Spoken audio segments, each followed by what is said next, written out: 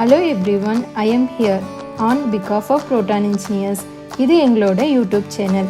இன்னைக்கு வீடியோவில் நம்ம பார்க்க போகிறது பெட் ப்ளோயிங்கில் யூஸ் பண்ணுற PLC. இந்த PLC semi automatic and fully ஆட்டோமேட்டிக்னு ரெண்டு டைப் ஆஃப் மிஷினில் யூஸ் பண்ணுறாங்க. செமி ஆட்டோமேட்டிக் மிஷினோட PLCயில் PET 2214 தான் அதிகமாக யூஸ் பண்ணுறாங்க. அதே ஃபுல்லி ஆட்டோமேட்டிக்னு வரப்போ யூஸ் பண்ணுற PLC டிஃபர் ஆகும். இதில் நிறையா பிராண்ட் இருக்குது, லைக் டெல்டா, மிஸ்டிவிசி எக்ஸெட்ரா. இந்த மிஷினோட ஆப்ரேஷன் எல்லாமே PLC வழியாக தான் கண்ட்ரோல் ஆகுது. இதில் நிறையா இன்புட் அவுட்புட்லாம் இருக்குது, like mould open and close, stretch in and out, low and high blow, heater, blower and conveyor control. இந்த ஒவ்வொரு ஆப்ரேஷனுக்கும் ஒரு ஸ்மால் இன்டர்வல் இருக்கும்.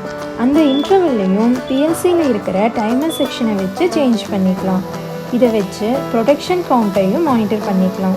இதில் வரக்கூடிய ப்ராப்ளம்னு பார்த்துக்கிட்டா PLC ஆன் ஆகாமல் இருக்கலாம், இண்டிவிஜுவல் செக்ஷனோட அவுட்புட் வராமல் இருக்கலாம், கீபேட் ஒர்க் ஆகாமல் போகலாம், டிஸ்பிளே ப்ராப்ளம் ஆகலாம், ஹீட்டர் செக்ஷன் கண்ட்ரோல் ஆகாமல் இருக்கலாம், கன்வேயர் ப்ளோயரோட அவுட்புட் ப்ராப்ளம் ஆகலாம். இந்த மாதிரி ப்ராப்ளம் எல்லாத்துக்குமே கரஸ்பாண்டிங்காக இருக்கிற transistor, optocoupler, driver IC, power supply IC இதெல்லாம் டெஸ்ட் பண்ணி எது ப்ராப்ளமோ அதை சர்வீஸ் பண்ணி கொடுப்போம். கீபேட் ரொம்ப டேமேஜாக இருந்தாலோ இல்லை நிறைய கீஸ் ஒர்க் ஆகாமல் இருந்தாலோ நியூ கீபேட் ரீப்ளேஸ் பண்ணி கொடுக்குறோம். ஹீட்டர் கண்ட்ரோல் ஆகலைன்னா ஹீட் டிரைவ் பண்ணுற செக்ஷனில் இருக்கிற செமி கண்டக்டர்ஸை சர்வீஸ் பண்ணி கொடுக்குறோம். இது போக ஏதாவது டவுட்ஸ் இல்லைன்னா டெக்னிக்கல் டீட்டெயில்ஸ் வேணும்னா எங்களை காண்டாக்ட் பண்ணுங்கள். இன்னொரு யூஸ்ஃபுல்லான வீடியோவில் மீட் பண்ணலாம்.